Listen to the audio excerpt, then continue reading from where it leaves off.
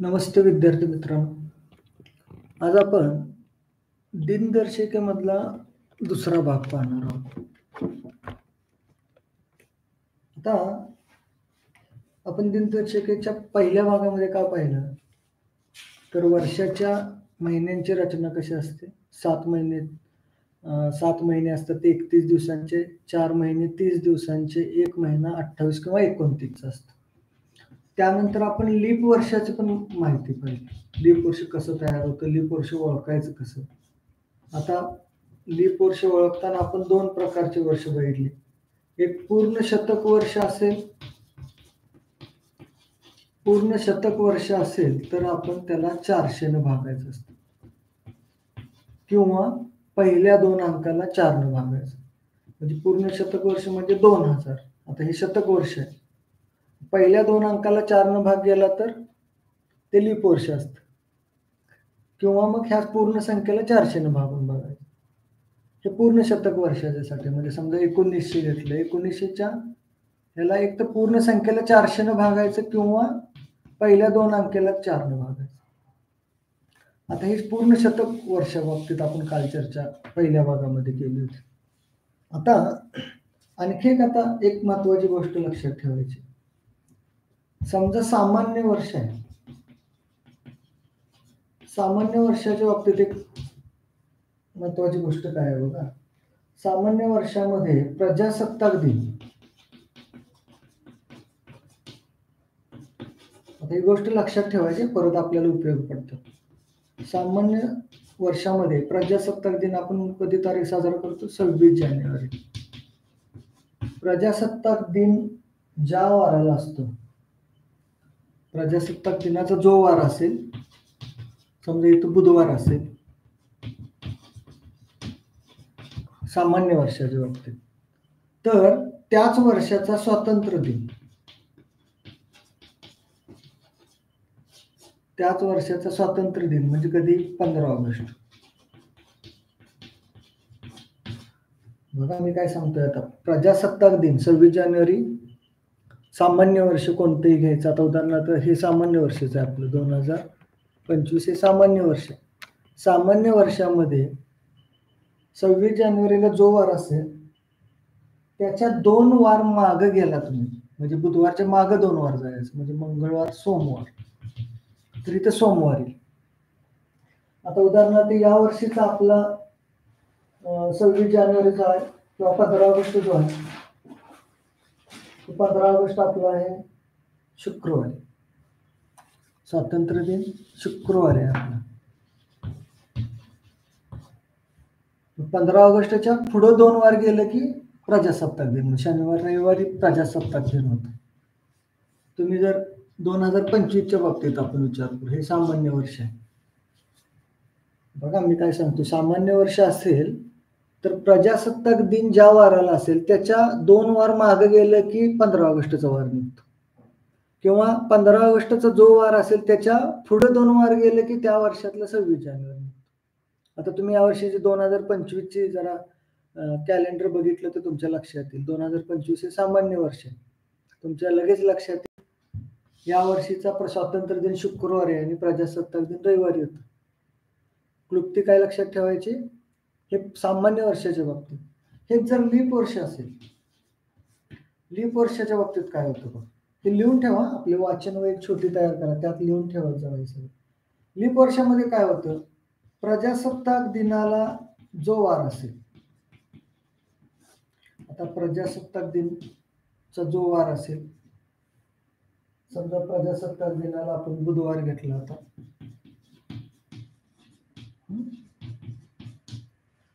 तर त्या वर्षाचा स्वातंत्र्य दिन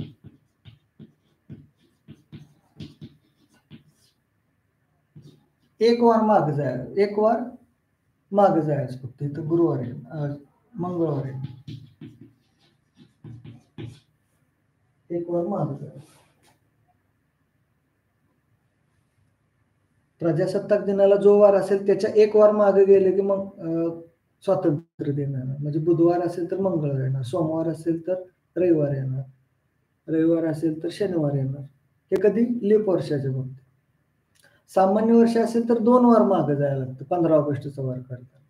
आणि 15 ऑगस्टचा वार माहिती आहे 26 जानेवारी काढायचा असेल तर 2 वार पुढे जायचं. म्हणजे 15 ऑगस्टला दिला असेल, 26 जानेवारीचा काढताना पुढे जायचं आणि 26 जानेवारीचा दिलाय स्वातंत्र्य दिनाचा काढायचा असेल तर मागे यायचं स्वातंत्र्य दिनाचा काढताना.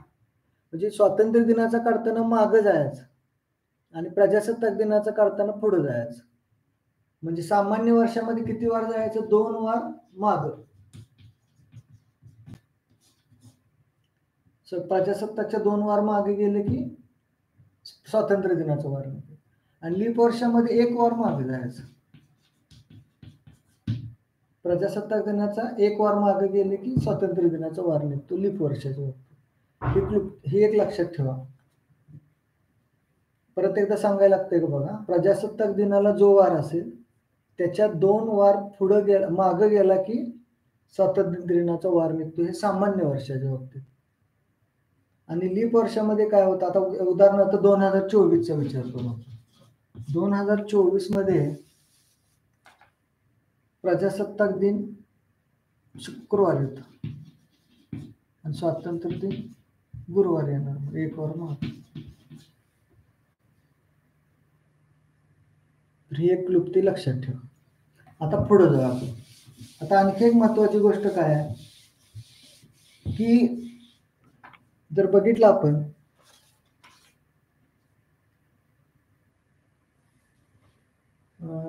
काल बोलता बोलता एक मी उदाहरण पण घेतलं होतं की आणखी एक तुम्हाला माहिती सांगतो याच्या व्यक्तीची की सामान्य वर्ष असेल आणि सामान्य वर्षामध्ये समान वार असलेले महिने असतात. म्हणजे त्या तारीख आणि वार समान असते. म्हणजे उदाहरणार्थ कसं, जानेवारी आणि ऑक्टोबरचे तारीख आणि वार समान असतात सामान्य वर्षामध्ये. तुम्ही जर जानेवारीचा महिना घेतला आता ह्या 2025चा आणि ऑक्टोबरचा पाहिलं तर 1 तारखेला जो वार आहे तोच सेम वार तुम्हाला दोघांच्या तारखेमध्ये दिसेल. म्हणजे दोन्ही महिन्यामध्ये 1 तारखेचे वार समान असतील, 2चे समान असतील. तसं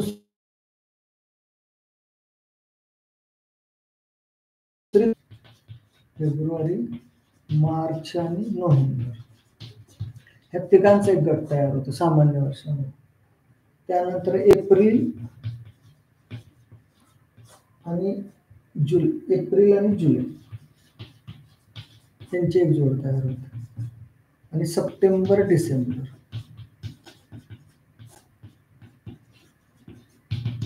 आता यांच्या बाबतीत पण तसंच आहे. समान तारखेचे समान वार. 1 तारखेला जो वार आहे तो दोघांचा समान असेल, 2 तारखेचा समान असेल, असे या जोड्या आहेत. हे सामान्य वर्षाच्या बाबतीत आहे. तसं लीप वर्षामध्ये काय असतं, लीप वर्षामध्ये पण जोड्या तयार होतात. लीप वर्षामध्ये जोडी कशी तयार होते बघा, जानेवारी, सामान्य वर्षामध्ये पण आहे जानेवारी आणि ऑक्टोबरची जोड आहे. लीप वर्षामध्ये मात्र बदल होता. आता जानेवारी, एप्रिल आणि जुलैची जोडी, तिघांची जोडी लागते. 3 एका गटात येतात. समान वार असतो, समान वार समान तारीख. फेब्रुवारी आणि ऑगस्टची जोड लागते. फेब्रुवारी आणि ऑगस्ट. मार्च आणि नोव्हेंबरची जोड लागते. मार्च आणि नोव्हेंबर. सप्टेंबर आणि डिसेंबर हे दोन्ही पण समानच आहेत. सप्टेंबर, डिसेंबर आणि तर मार्च, ऑगस्ट.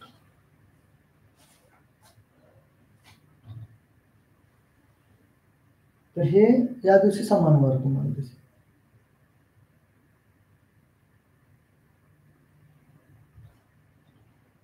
त्यानंतर आपण काल एक पाहिलं होतं बघा, एक क्लुप्ती की स्वाती 501 मी दिलत. स्वातंत्र्य दिन, बाल दिन, शिक्षक दिन, टिळक पुण्यतिथी हे एका वाराला येतात कोणत्याही वर्षामध्ये. त्यानंतर मशा मना म्हणून सांगितलं होतं, महात्मा गांधी जयंती, महाराष्ट्र दिन, त्यानंतर शाहू महाराज जयंती आणि नाताळ हे एका टायमाला येतं. हे लक्षात राहील का बघा. आता पुढे जाऊ आपण. आता एक उदाहरण बघू. आता उदाहरणामध्ये एक उदाहरण असं असेल, 17 नोव्हेंबरला गुरुवार आहे.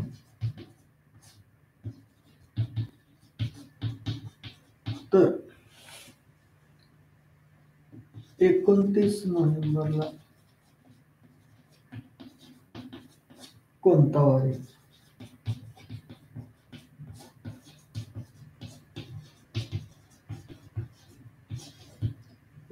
नोव्हेंबरला कोणता वार? आता 17 नोव्हेंबर त्याच महिन्यातली तारीख आहे, एकाच महिन्यातल्या तारखा आहेत, त्यामुळे आपल्याला कुठेपर्यंत जायचं? 29 नोव्हेंबर पर्यंत जायचं. आता त्याच महिन्यातला असल्यामुळे आता काय करायचं? 7-7 दिवस वाढवत जाऊ. 17 नोव्हेंबरला कोणता वार आहे? गुरुवार आहे. आता 17 मध्ये 7 मिळवले, 17 7 24 तारखेला पण गुरुवार असेल. आता आपल्याला जायचं 29 तारखेपर्यंत. 25 तारखेला शुक्रवार, 26 तारखेला शनिवार, 27 तारखेला रविवार, 28ला सोमवार, 29ला मंगळवारी. म्हणजे 29ला येतं मंगळवारी. म्हणजे आपण किंवा ह्याच्यामध्ये 7 दिवस मिळवले असते तर 31ला गुरुवार आला असता, मग मागे यायला लागलं असतं 30ला बुधवार आणि 29ला मंगळवार आलं असतं. हे समान एकाच महिन्यामधले आल्यानंतरचा विषय आहे की या पद्धतीने आपण सोडवतो. आता पुढे आपण बघूया याच पद्धतीचं आणखी एक उदाहरण बघू. थोडं महिना बदलूया आता. म्हणजे कसं बघा, 13 मार्चला शुक्रवार आहे.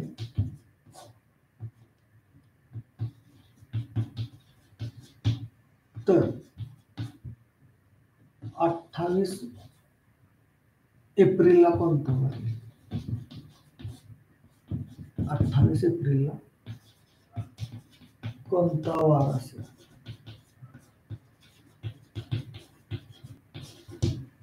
तेरा मार्चला शुक्रवार आहे, तर 28 एप्रिलला कोणता वार असेल? आता हे सोडवताना काय करायचं? आता एकाच महिन्याचं 7-7 दिवस वाढवत गेले. आता 13 मार्च मी इथे लिहितो. वार कुठला आहे? शुक्रवार आहे. आणि आपल्याला काढायचं कोणता आहे? 28 एप्रिलचा काढायचा. 28 एप्रिलचा वार काढायचा. आता काय करूया? मार्च महिन्यामध्ये नंतर एप्रिलचा महिना येतोय. मग आपण अगोदर काय करू? 13 मार्च आहे तर 13 एप्रिलचा वार काढू. 13 एप्रिलचा काढला की मग 13 एप्रिलकडनं 28 एप्रिलकडे जायला येतंय मग लगेच. किंवा 13 मार्चचा आहे तर 28 मार्चचा आधी काढायचा आणि मग 28 एप्रिलकडे लगेच जाता येतं.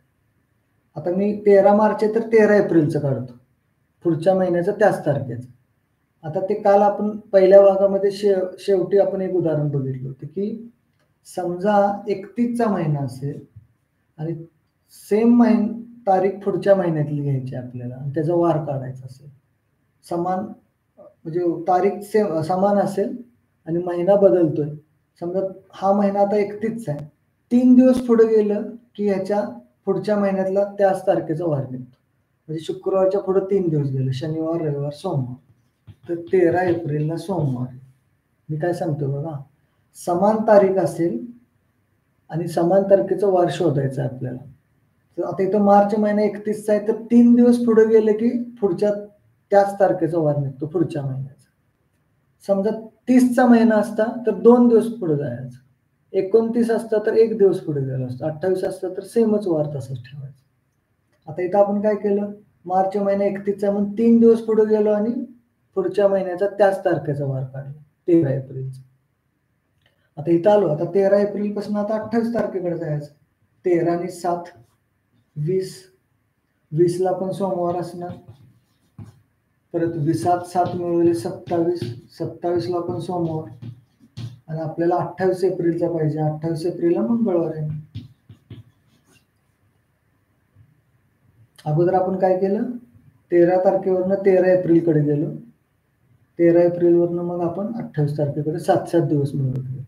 आता हेच गणित अशा पण पद्धतीने सोडवता आलं. कसं 13 मार्च पासून ते 28 मार्चला अगोदर जा. 28 मार्च त्याच महिन्यातल्या 28 मार्चकडे जा. 13 7 मिळवले. 20 तारखेला शुक्रवार. 20 7 मिळवले. 27 तारखेला शुक्रवार. आता 28 तारखेला शनिवार येणार. 28 तारखेला शनिवार. आता 28 मार्च पासून आपण 28 एप्रिलकडे जाऊया. 28 एप्रिलचा वार शोधायचा. आता 28 मार्च 31 3 दिवस पुढे गेले याच्या की 28 एप्रिलचा वार निघेल. 3 दिवस पुढे रविवार, सोमवार, मंगळवार. तर मंगळवार येणार. ह्या पण पद्धतीने आपण काढू शकतो. मी दोन्ही पद्धत दिला तुम्हाला. इथे लक्षात. तर या पद्धतीनं 2 प्रकारे आपण काढले. एकाच प्रश्नाचे उत्तर 2 प्रकारे काढू शकतो. आता आणखी एक उदाहरण घेऊ. असं थोडं मी आता एका महिन्याचं होतं. आता मी 2 महिने पुढचं घेतो आणि आता वर्ष पण घेतो. आता प्रश्न काय आहे बघा. 15 जानेवारी 2008 ला 15 जानेवारी 2008 मंगळवार ते 15 जानेवारी 2008 मंगळवार असेल तर आपल्याला 27 मार्च 2008चा वार शोधायचा. 27 मार्च 2008चा वार शोधायचा. आता पहिली गोष्ट 2008 हे लीप वर्ष आहे का आधी बघायचं. लीप वर्ष आहे. शेवटच्या 2 अंकाला 4 ने भागतात त्यामुळे लीप वर्ष आहे. मग लीप वर्ष असेल तर फेब्रुवारीचे 29 दिवस असणार. आता 15 जानेवारी पासून आपण काय करूया. 15 फेब्रुवारीकडे अगोदर जाऊ. 15 फेब्रुवारी नंतर 15 मार्चकडे जाऊ. बरोबर. आणि मग आपण 27 मार्चकडे जाऊ शकतो. आता काय करायचं. 15 जानेवारीला मंगळवार आहे. 15 फेब्रुवारीला जाताना काय करायचं. जानेवारी 31 आहे. 3 दिवस पुढे जायचं मंगळवारच्या. म्हणजे मंगळवार नंतर 3 दिवस पुढे. बुधवार, गुरुवार, शुक्रवार. तर 15 फेब्रुवारीला शुक्रवार असेल. शुक्रवार. 15 फेब्रुवारी नंतर आता 15 मार्चकडे जायचं. आता हे लीप वर्ष आहे त्यामुळे फेब्रुवारीचे 29 दिवस असणार. मग 29 दिवसाचा महिना असेल तर 1 दिवस पुढे जायचं याच्या. समजा हा 2000 लीप वर्ष नसतं, सामान्य वर्ष असतं तर हा याचा वार पुढे आला असता. आता हे लीप वर्ष असल्यामुळे 1 दिवस पुढे जायचं याच्या. म्हणजे 15 मार्चला शनिवार येणार. आणि जर सामान्य वर्ष असतं तर काय झालं असतं. इथं 2007 असतं तर इथं शुक्रवार आहे तर इथं पण शुक्रवारच आला असतं. लीप वर्ष असल्यामुळं 29चा महिना 1 दिवस पुढे जातो फक्त. आता 15 मार्चचा वार निघाला शनिवार. आता 15 7 मिळवा. 22 मार्च शनिवारच असेल. 22 7 मिळवले. 29 मार्चला शनिवारच असेल. आता आपल्याला कुठे यायचं आहे. 27 मार्चकडे. आता 29ला शनिवार आहे. मागे यायला गेला आता 2 वार. 28ला मग 28ला शुक्रवार. 27ला गुरुवार असेल. तर आपला 27 मार्च 2008ला गुरुवार मिळेल. हे लक्षात ठेवा. आता लीप वर्ष असताना, लीप वर्ष नसताना. आता लीप वर्ष असतानाचा वार घेतला आपण. लीप वर्ष नसतानाच घेऊया आपण हेच गणित. आता बदलतो तुम्ही जरा गणित. हे लक्षात येते का बघा. समजलं नसेल तर परत हा व्हिडिओ त्या भागाचा तेवढाच भाग बघायचा. समजलं नसेल तर परत बघा. आता तुम्हाला एक देतो या पद्धतीने सोडवा. बघा मी एक तर एक देतो.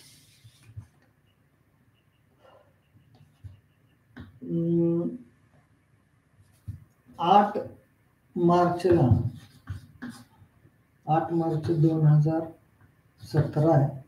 त्या दिवशी आहे रविवार. तर 15 जूनचा वार. 15 जून 2017. आता इथं लीप वर्षाचा विचार करावा लागत नाही कारण आता ही तारखा आहेत त्या फेब्रुवारी नंतरच्या आहेत. फेब्रुवारीच्या अगोदरची तारीख असते तर मग लीप वर्षाचा विचार करायचा. आता इथे लीप वर्षाचा याचा काही संबंध इथे घ्यायचा नाही. आता डायरेक्ट आपल्या पद्धतीने जायचं.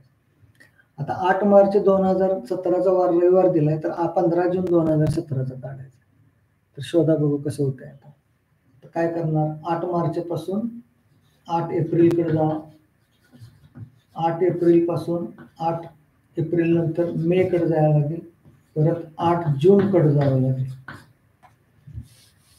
8 जून, मग 15 जून कडे येऊ. 15 जून 2017चा वार. आता 8 एप्रिल कडे आधी या. 8 एप्रिल नंतर 8 मे कडे जायचं. 8 मे नंतर 8 जूनला जायचं. 8 जूनला गेले की मग 15 जून कडे परत आपण जाऊ शकतो. चला प्रयत्न करा सगळ्यांनी, बघूया कसं सोडवत आहे.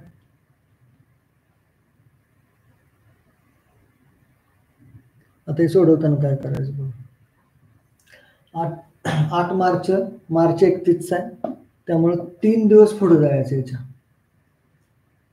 सोमवार, मंगळवार, बुधवार. एप्रिलला बुधवार येणार. एप्रिल 30 आहे, 2 दिवस पुढे गेले की 8 मेचा निघेल. 2 दिवस पुढे गुरुवार, शुक्रवार. तर इथं शुक्रवार असेल. आता मे महिना परत 31 आहे, त्यामुळे 3 दिवस पुढे आता शुक्रवारचा. शनिवार, रविवार, सोमवार. इथं सोमवार येणार. 8 जूनला सोमवार. आता 8 जूनचा वार सापडला. 8 जून मस्त 15 जून कडे जाऊ. आता 7 दिवस मिळेल. 8 7 मिळेल, 15 जूनच आलं बरोबर. 15 जूनला सोमवारच असेल. 7 दिवस मिळवले की तोच वार पुढच्या 7 दिवसानंतर येत असतो. पहिली गोष्ट आपण काय केलं, 8 सेम तारीख घेऊन पुढे गेलो आपण. 31चा महिना असेल तर 3 दिवस पुढे जायचं. तोच वार 3 दिवस पुढे गेले की वार मिळतो पुढच्या महिन्याचा त्या तारखेचा. 30चा महिना असेल तर 2 दिवस पुढे जायचं. त्यानंतर 29चा असेल तर 1 दिवस पुढे जायचं. आणि 28चा असेल तर 1ही दिवस पुढे जायचं. आता आपण काय करू, 28 लीप वर्ष नसतानाच एक वर्ष घेऊन एक गणित त्या पद्धतीने घेऊन टाकू. आता बघा, 5 फेब्रुवारी 2011. 5 फेब्रुवारी 2011ला रविवार असेल तर 13 मेचा वार करायचा. 2017. 13 मे 2011चा. 13 मे 2000. आता हे सोडवताना काय काय करावं लागतं बघा. आता एक काम करू आपण. आता आणखी एक तुम्हाला क्लुप्ती सांगतो, म्हणजे आता वार मोजत बसायचं. आता बघा काय करायचं. 5 फेब्रुवारी नंतर 5 मार्च, 5 एप्रिल, 5 मे कडे जाऊ आणि मग आपण 13 मे कडे जाऊ शकतो. आता काय करायचं, फेब्रुवारी नंतर किती दिवस पुढे जायला लागते, 3 दिवस पुढे गेले की फेब्रुवारी 2011 लीप वर्ष नाही, त्यामुळे 28चा महिना, त्यामुळे 0 दिवस पुढे जायला लागते. म्हणजे इथं 0 दिवस धरू आपण. 0 दिवस पुढे गेले.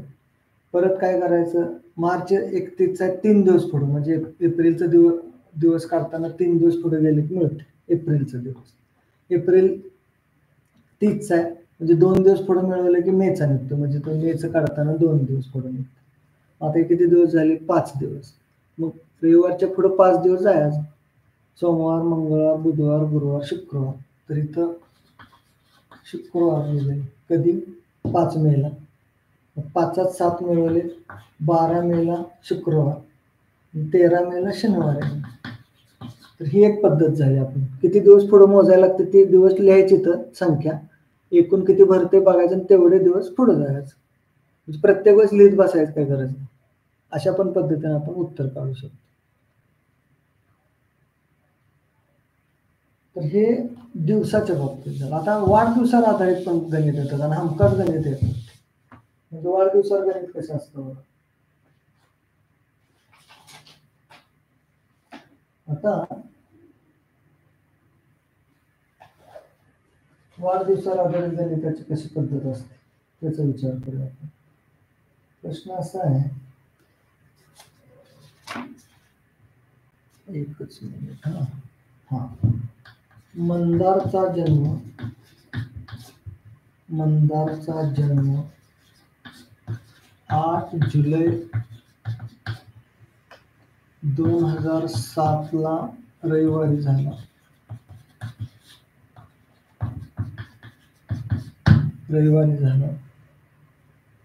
तर त्याचा दुसरा वाढदिवस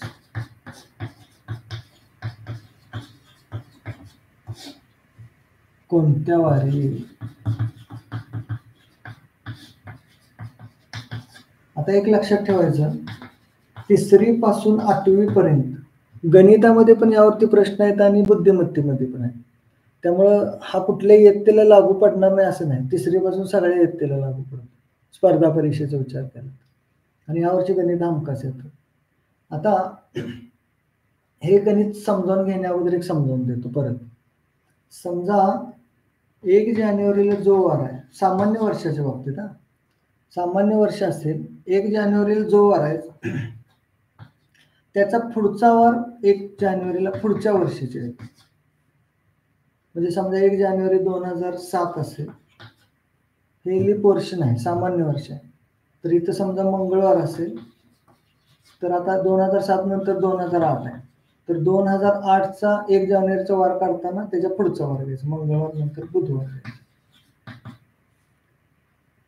आता 2008 लीप वर्ष आहे, 2009चा 1 जानेवारी काढायचा. 2009चा 1 जानेवारी काढताना काय करायचं, एक दिवस गॅप टाकून पुढे जायचं. म्हणजे एक जादा वार घेऊन मग पुढे जायचं. म्हणजे कसं, बुधवार नंतर गुरुवार न घेता शुक्रवार घ्यायचं. 1 जानेवारी 2009ला शुक्रवार असेल.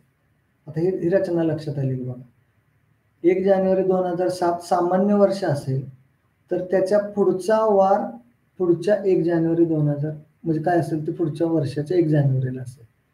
लीप वर्ष असेल, 1 जानेवारी लीप वर्ष आहे, तर एक जादा वार वाढवून मग पुढचा वार पुढच्या वर्षीच्या 1 जानेवारीला येणार.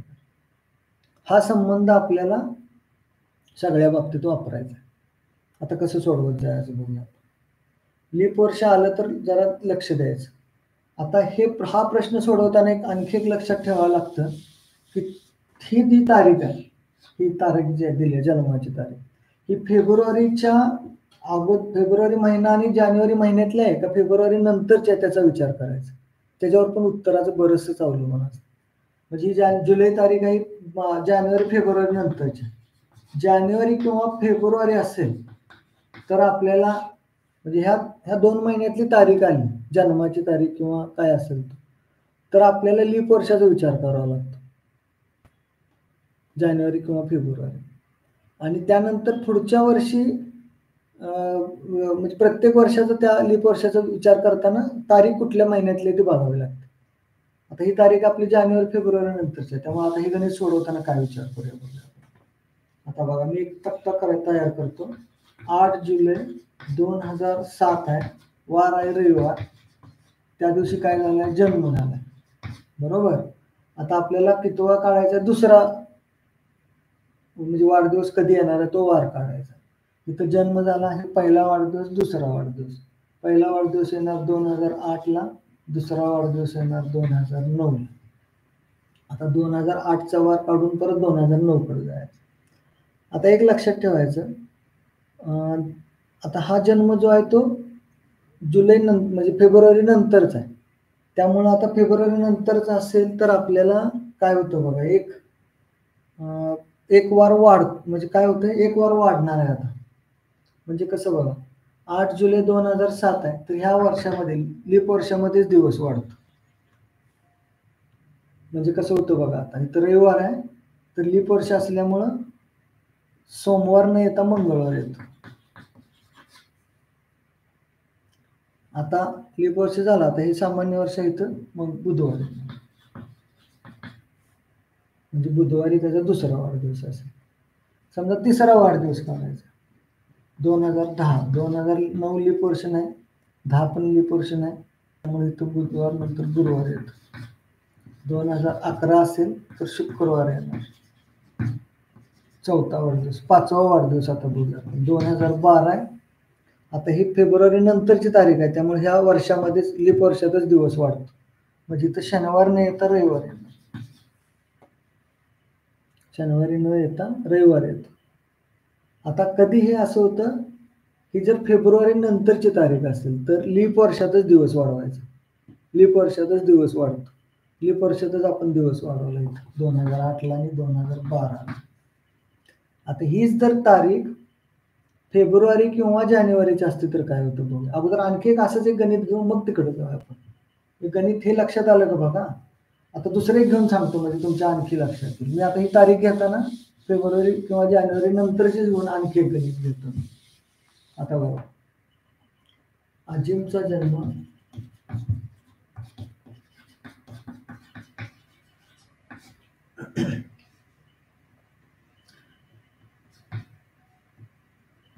10 डिसेंबर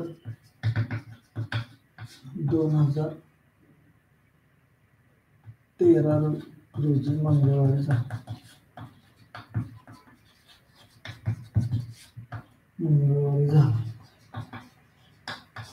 तर त्याचा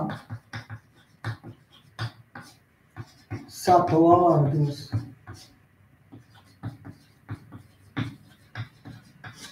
कोणत्या वारी येईल?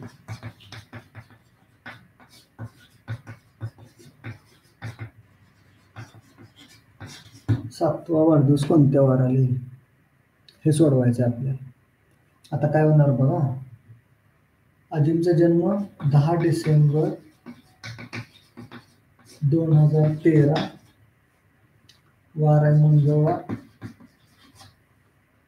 आपल्याला जायचं कुठं आता 7व्या वाढदिवसाकडे. इथे जन्म पहिला, दुसरा, तिसरा, चौथा, 5वा, 6वा आणि 7व्याकडे जायचं.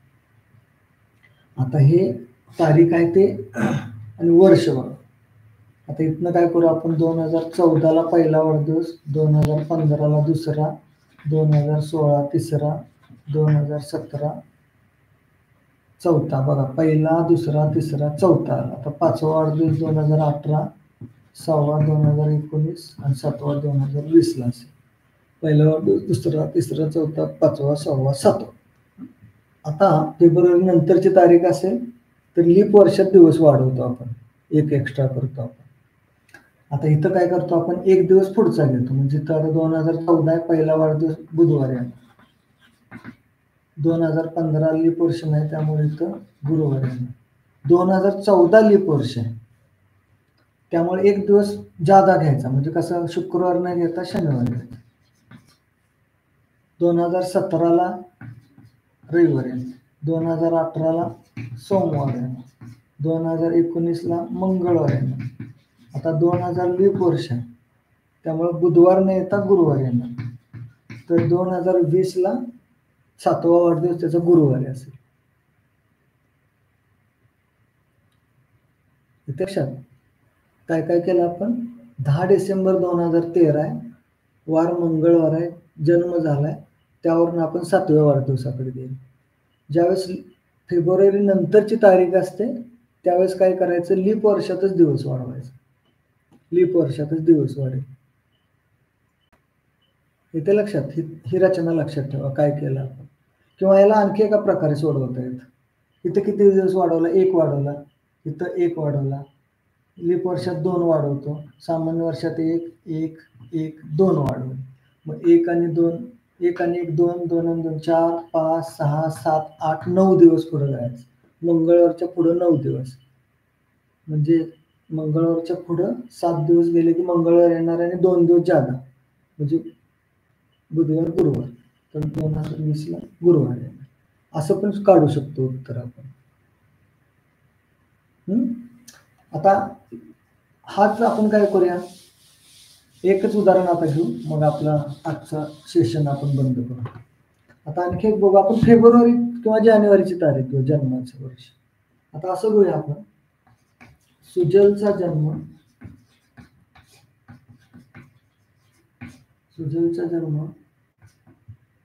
17 जानेवारी.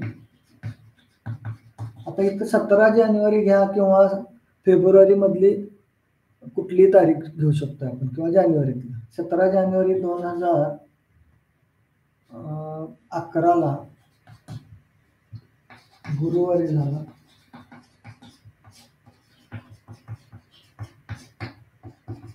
तर त्याचा 5वा वाढदिवस कोणत्या वारी? तुम्ही पण तुमचा जन्मदिवस घेतला तर तुम्ही पण शोधू शकता आपला वार पुढचा 5 कितवा जन्म म्हणजे जन्मतारखेचा वार माहित असेल तर पहिला वाढदिवस, दुसरा वाढदिवस, तिसरा हे शोधू शकता. आता इथं काय करू, हा आता कुठला आला? फेब्रुवारी आणि मार्च, जानेवारी फेब्रुवारी मधला आपण दिवस आल्यावर काय करतोय आता बघा बदल. तर 17 जानेवारी 2011 आहे. त्या दिवशी त्याचा जन्म झालाय गुरुवारी, हा जन्म आहे. आता हे जन्म जो झालाय तो जानेवारीला आहे, इथं फेब्रुवारी असेल तरी पण बदल होतो. आता 2011 झालं, 2012 ला पहिला वाढदिवस, दुसरा, तिसरा, चौथा आणि 5वाकडे जायचा. 2013, 2014, 2015 आणि 2016ला त्याचा 5वा वाढदिवस आहे. आता जानेवारी किंवा फेब्रुवारी मधला जर जन्म असेल तर लीप वर्षात दिवस वाढवायचा नाही. लीप वर्षात दिवस वाढवायचा नाही, त्याच्या पुढच्या वर्षी दिवस वाढवायचा, म्हणजे इथं दिवस वाढतो. आता 2012 लीप वर्ष आहे, 2013 दिवस वाढणार. आता याच्या अगोदरचं जे आपण उदाहरण पाहिलं त्यात काय पाहिलं की तो जन्म होता तो फेब्रुवारी नंतरच होता, त्यामुळे आपण लीप वर्षातच वार वाढवत होतो. आता जानेवारी आणि फेब्रुवारीतला जन्मदिवस असेल, तारीख असेल तर लीप वर्षात वार वाढवायचा नाही, त्याच्या पुढच्या महिन्यामध्ये वार वाढवायचा. का वाढवायचा? तर लीप वर्षामध्ये जर बघितलं तर फेब्रुवारी अजून 5 होऊन गेलेला नसतो. फेब्रुवारी 5 होऊन जाणारा महिना असता तर मग लीप वर्षात वाढतो. आता इथं फेब्रुवारी 5 होत नाही, त्यामुळे 2013 मध्ये दिवस वाढतो, म्हणजे 2013त वाढणार. इथं 16त पण वाढत नाही. आता बघा इथं गुरुवार आहे, इथं वाढणार नाही, इथं शुक्रवारच राहणार. 2013 मध्ये मात्र शनिवार नाही तर रविवार आहे. 2014ला परत वार आहे तसं शनिवार, सोमवार, इथं मंगळवार, इथं बुधवार आहे. 6वा वाढदिवस विचारला असता 2017ला तर 2017 मध्ये वार वाढतो बघा, इथं गुरुवार नाही येता शुक्रवार आला असता 6वा वाढदिवस. हा एक बदल लक्षात राहील. लीप वर्ष जानेवारी किंवा फेब्रुवारी मधला जन्म असेल तर लीप वर्षात दिवस वाढत नाही, त्याच्या पुढच्या महिन्यामध्ये दिवस वाढतो. आणि जर जानेवारी फेब्रुवारी नंतरच्या राहिलेल्या महिन्यामध्ये जन्मदिवस असेल तर लीप वर्षातच दिवस वाढवायचा. तर हे गणित समजून घ्या.